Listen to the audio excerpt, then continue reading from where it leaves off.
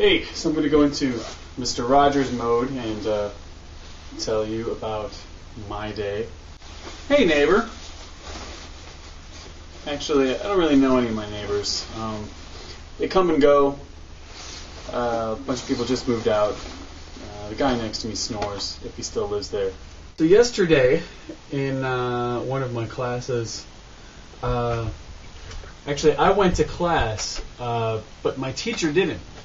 And the rule is, and this is a company rule, that I can't be in a classroom alone. Now, a couple of times I did get permission to basically babysit for her classes. So that was no problem. I didn't have to do anything beyond starting class, greetings, and then handing out some papers, and then I just had to kind of try and keep them quiet, and that's it. I just had to keep them quiet for like 45 minutes. So that was no big deal. But yeah, yesterday I thought that I was going to start the class and then my teacher would show up, but they didn't. So I started class and went down looking for her, and she was nowhere to be seen. Well, no, she was in the teacher's room, preparing some things. So I'm like, so how's it going here? Are you coming up? And she's like, oh, I have to get all these papers together for high school submission. It was last minute, so there's nothing I can do. I'm like, that's great, but what about class? It's like, I think you'll be okay. I'm like, well, no, I'm not okay. I've got nothing. She's like, okay, just a second. And she pulls a couple of papers, that she was going to use in class that she hadn't made copies of yet. So she starts making copies frantically. Meanwhile, another teacher who was free volunteered to join me in class so that I wasn't totally alone and floundering up there.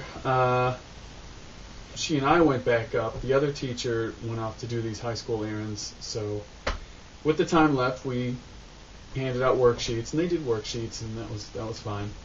Now I had another class with her. That was first period. So I had another class with her third period. And come third period, she was nowhere to be seen.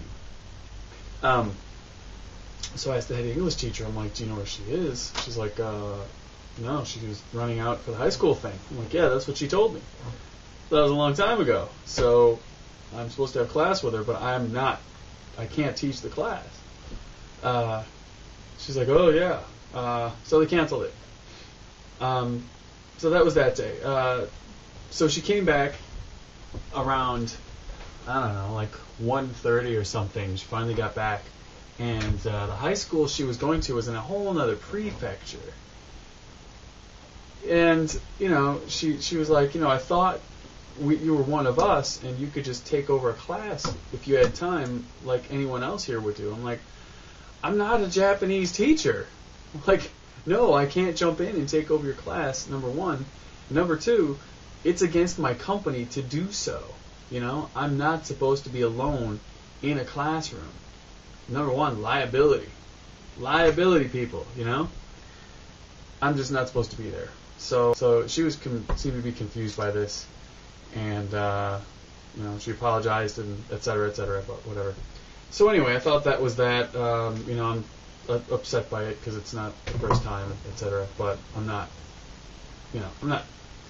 crying about it to anyone. I'm just internally like, okay, I need to talk about this sometime with my company. So today I had a class with this teacher, and she, I don't know, she seemed to kind of freeze me out. I was really the tape recorder. I was there to recite on command. In the meantime, I did some student policing of kids who were screwing around in class, talking, passing notes, etc., sleeping. And then I was in tape recorder mode, and we had a whole bunch of new words, and I was pronouncing them, and we got to childhood. So what she was doing is first she put them on the board, on the blackboard, and then she would say it in English, and then write the translation in Japanese. And when I first heard childhood, she pronounced it child food, because the H sound just really doesn't happen here. It usually manifests as like F, usually, food.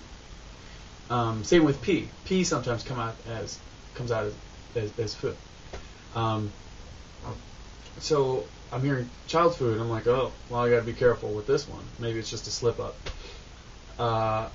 So we're going through. She went through the words and then had me pronounce them all in my native English.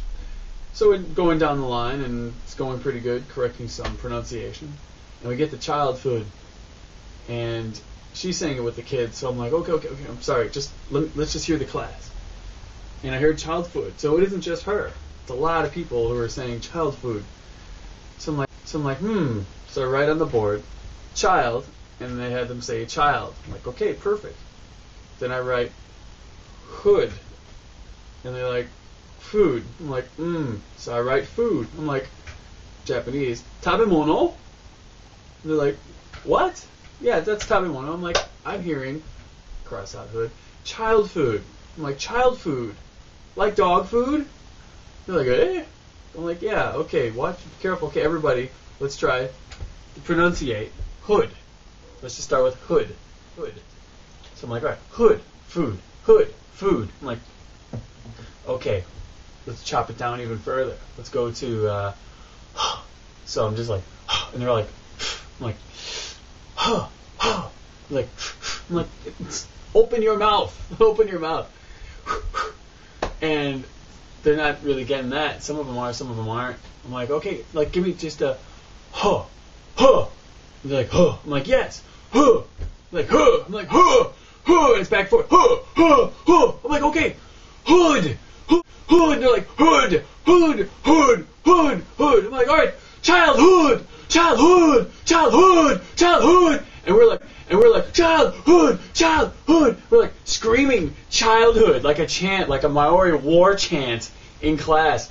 And they're just like cracking up, screaming childhood in the class. And, one of the things that when I learned in training here was if the principal was to walk by a classroom and he was to hear screaming out of your classroom, all these kids screaming, but screaming in English, then that's a job well done. You have done your job because they are screaming in English. And that was a pretty good day.